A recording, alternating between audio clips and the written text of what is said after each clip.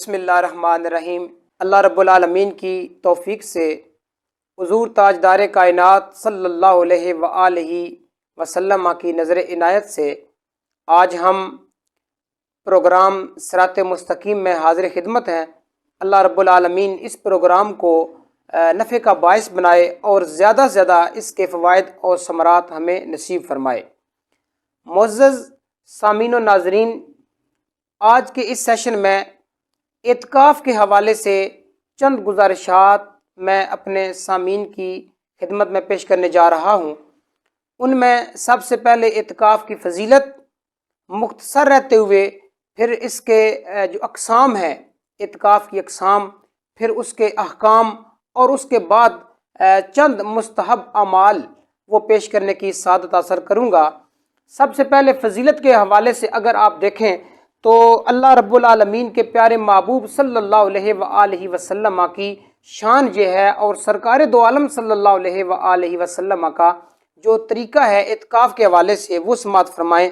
ام المومنین سیدہ طیبہ طاہرہ عائشہ صدیقہ سلام اللہ علیہا آپ روایت فرماتی ہیں، کان النبی صلی اللہ علیہ وآلہ وسلم یعتکف فی العشر الاواخر من رمضان حتی توفا ہو، یعنی اللہ رب العالمین کے پیارے محبوب رفیق اعلیٰ سے ملاقات تک تاجدار کائنات صلی اللہ علیہ وآلہ وسلم ہر سال اعتکاف کرتے رہے۔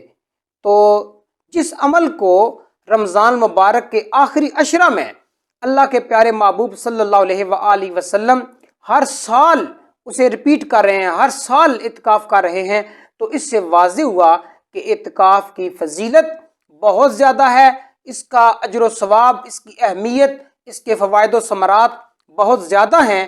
اسی لیے اللہ کے پیارے محبوب صلی اللہ علیہ وآلہ وسلم ہر سال رمضان مبارک کے آخری عشرے میں حضور اعتکاف فرما رہے ہیں۔ اب اعتکاف کے اس کی اقسام کے حوالے سے اگر میں عرض کروں تو سب سے پہلے ہے مسنون اعتکاف۔ مسنون اعتکاف وہ ہے جو رمضان مبارک کے آخری عشرہ میں کیا جاتا ہے، سنت اعتکاف، یہ آخری 10 دن اعتکاف یہ مسنون اعتکاف ہے، کیونکہ یہ سنت سے اور سرکار دو عالم صلی اللہ علیہ وآلہ وسلم کے اپنے ذاتی عمل سے ثابت ہے۔ اس کے علاوہ واجب اعتکاف، جب بھی یاد رکھیں، جب بھی واجب کا لفظ آتا ہے تو آپ یوں سمجھ لیں کہ کوئی بھی انسان ہے، اس نے اگر کوئی نظر مانا ہے، اس نے کوئی نظر مانی یا کوئی چیز کہ میری فلاں بات پوری ہو گئی، یہ اس نے نظر مان لی کہ میری، یوں سمجھ لیں مثال کے طور پر اس نے کہا جی کہ اگر میرا بیٹا صحت یاب ہو گیا تو میں اعتکاف کروں گا، میں امتحان میں کامیاب ہو گیا تو میں اعتکاف کروں گا، میرا یہ کام ہو گیا تو میں اعتکاف کروں گا۔ تو جب نظر اللہ رب العالمین کے ساتھ خاص ہے، تو جب کسی نے نظر مان لی تو وہ کام ہو گیا، تو پھر اس بندے پر اعتکاف کرنا کیا ہو جائے گا؟ واجب ہو جائے گا۔ تو سب سے پہلے ہم نے کیا پڑھا؟ سنت اعتکاف۔ سنت تو یہ ہے کہ آپ رمضان مبارک کے آخری عشرہ میں اعتکاف کریں، اور اس کے بعد واجب ہو گیا۔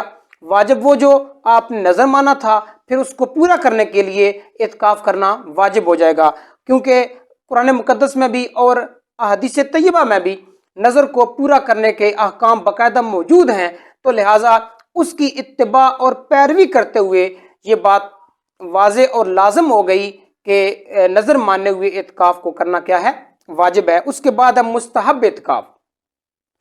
مستحب اعتکاف کا جب بھی ذکر ہو تو آپ یوں سمجھ لیں کہ جب بھی آپ مسجد میں جاتے ہیں تو اس وقت آپ نویت سنت الاعتکاف کی نیت کر لیں، یعنی سنت اعتکاف کی آپ یہ الفاظ نویت سنت الاعتکاف، کیونکہ پیارے آقا صلی اللہ علیہ وآلہ وسلم کی سنت مبارکہ کی اتباع کرتے ہوئے آپ دیکھیں جب بھی آپ مسجد میں گئے ہیں تو وہاں پر اگر آپ نے زیادہ دیر بیٹھنا ہے تو یا آپ نماز کے لیے گئے ہیں، یہاں تک کہ آپ نے وہاں پر کوئی کھانا پینا ہے، کوئی اس طرح کی معاملات ہیں، تو اس میں اگر آپ اعتکاف کی بھی نیت کر لیں گے تو یہ مستحب اعتکاف ہوگا۔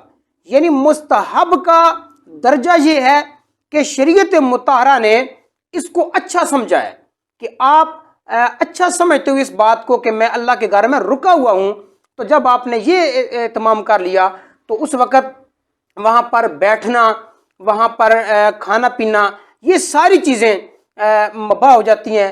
لہٰذا بہت افضل ہے کہ آپ جب بھی مسجد میں داخل ہوں تو آپ جو ہے وہ اعتکاف کی نیت کر لیں۔ یہ مستحب اعتکاف ہے، یعنی اچھا عمل ہے، اس کا یہ ہے کہ یہ اچھا عمل ہے، جب بھی آپ جو ہے اعتکاف کر لیں، اس کا بھی جو ہے یہ اس کی شان ہے، اس کا مقام ہے۔ اس کے بعد انتہائی اہم بحث کرنے جا رہا ہوں، وہ یہ ہے کہ اعتکاف کے احکام کیا ہیں۔ یاد رکھیں، جب بھی آپ نے سنت اعتکاف کیا رمضان مبارک کے آخری عشرہ میں، تو اس کے لیے 3 چیزیں از حد ضروری ہیں۔ پہلی چیز یہ ہے کہ اعتکاف کی نیت کرنا۔ جب آپ نے سنت اعتکاف کرنا ہے تو اس کی نیت کریں، چاہے وہ گھر سے کر کے آ جائیں کہ میں اعتکاف کی نیت سے مسجد میں جا رہا ہوں، یا جب آپ مسجد میں ان ہو گئے اس وقت آپ نیت کر لیں کہ میں نے اعتکاف بیٹھنا ہے۔ اب ضروری نہیں ہے کہ آپ زبان سے یہ الفاظ ادا کریں، دل کا ارادہ کر لیں، زبان کے الفاظ وہ بھی استعمال کر لیں تو سبحان اللہ۔ بہرحال نیت آپ کے دل میں، آپ کے دماغ میں، آپ کی زبان پر موجود ہے کہ میں اعتکاف کرنے جا رہا ہوں، تو اس میں سے واضح کیا بات ہوئی کہ نیت کرنا یہ ضروری ہے۔ اس کے بعد اعتکاف کے دوسرا حکم یہ ہے کہ آپ مسجد میں رہیں، بغیر ضرورت کے، بغیر کسی شرعی عذر کے اگر کوئی بندہ مسجد سے باہر نکلتا ہے تو اس کا اعتکاف، سنت اعتکاف ٹوٹ جائے گا۔ لہٰذا جب آپ اعتکاف کی نیت کر چکے ہیں، سنت اعتکاف ہے، رمضان المبارک کے آخری عشرے کا اعتکاف ہے، تو پھر آپ مسجد میں رہیں، مسجد کی جو حد ہوتی ہے اس کے اندر آپ رہیں۔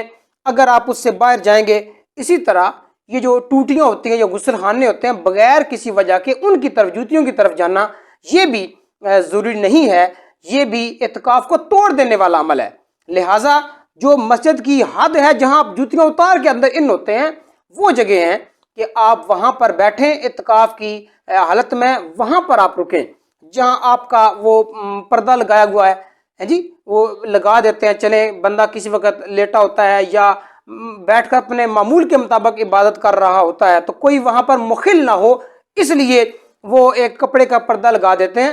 لیکن اگر کوئی بندہ وہ پردہ نہیں لگاتا تو اعتکاف بہرحال ہو جائے گا، اعتکاف بہرحال ہو جائے گا۔ اعتکاف کی نیت میں ہے کہ آپ مسجد میں رک رہے ہیں، عبادت کی نیت سے، اعتکاف کی نیت سے مسجد میں رکنا ہے، وہاں پر اگر آپ پردہ نہیں بھی لگاتے تو تب بھی اعتکاف آپ کا مکمل ہو جائے گا۔ وہ لگا لیتے ہیں صرف اسی لیے کہ چلیں یار ادھر بندہ لیٹ سکتا ہے، بیٹھ سکتا ہے، کوئی کھا پی سکتا ہے، یا وہ اپنے معمول کے مطابق وہاں پر ایزی ہو ہے تو لہذا وہ لگا لیں۔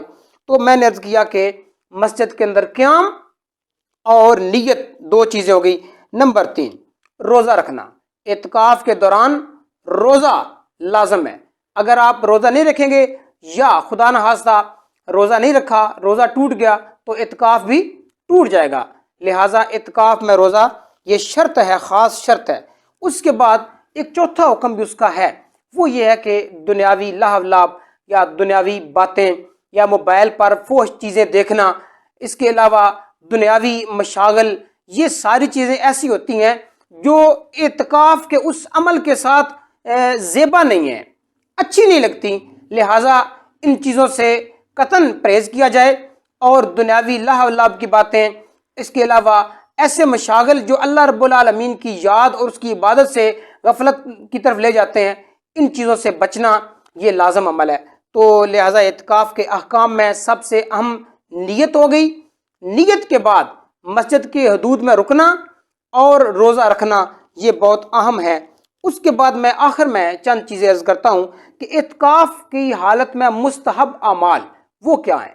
یعنی سب سے پہلی بات کیا ہے جی؟ فرض نماز۔ وہ تو ماشاءاللہ جب ایک بندہ ہے ہی مسجد میں تو سبحان اللہ وہ ادا کرے۔ اس کے علاوہ باقی جو وقت ہے فرض نماز کے علاوہ، اس میں بھی عبادت نوافل ہیں، اس میں قرآن مقدس کی تلاوت ہے، تسبیحات ہیں، اللہ رب العالمین کا ذکر ہے، یا علم دین۔ اگر آپ کی خوش قسمتی کہ آپ کے پاس کوئی اہل علم لوگ اعتکاف کے دوران موجود ہیں تو آپ ان سے دینی مسائل سیکھیں۔ اسی طرح ائمہ کرام اگر وہ موجود ہیں تو ان کے پاس بھی آپ کوئی دینی کورس اس طرح کا علم دین حاصل کرنے کا کوئی چھوٹا موٹا کورس اگر آپ کرنا چاہیں تو اس میں بھی مکمل اجازت ہے۔ تو لہٰذا اعتکاف کے دوران زیادہ سے زیادہ اللہ رب العالمین کی عبادت لازم ہے۔ اس کے لیے آپ یوں سمجھے نا کہ کوئی سائل ہے، کوئی منگتا ہے جو اپنے کریم پروردگار کی بارگاہ میں وہ بیٹھ گیا ہے کہ میرے مالک اب میں تیرے در کرم پہ آ گیا ہوں، بھیک لینے کے لیے آ گیا ہوں، میرے مالک مجھ پر اپنی رحمتوں اور نوازشات کا نزول فرما دے۔ تو جتنی بھی عاجزی آپ کر سکیں، جتنا تذلل کر سکیں، اللہ رب العالمین کی بارگاہ میں استغفار کر سکیں، اللہ رب العالمین کا قرب حاصل کرنا چاہیں تو سبحان اللہ، بہت بڑا موقع ہے۔ اللہ رب العالمین نے الحمدللہ مجھے بھی یہ سعادت عطا فرمائی ہے کہ جب یہ کرونا کی چھٹیاں ہوئی تھیں تو اس وقت اعتکاف کرنے کا اللہ تعالیٰ نے موقع عطا فرمایا، اور بہت خوبصورت ماشاءاللہ وہ وقت جو اعتکاف کے وقت میں گزرا، اوقات میں گزرا، سبحان اللہ، وہ ایک ایک لمحہ اللہ رب العالمین کی رحمتوں اور نوازشات کی بارش کا لمحہ تھا۔ سبحان اللہ، بہت غنیمت وقت ہے جو اعتکاف کی حالت میں گزر جائے۔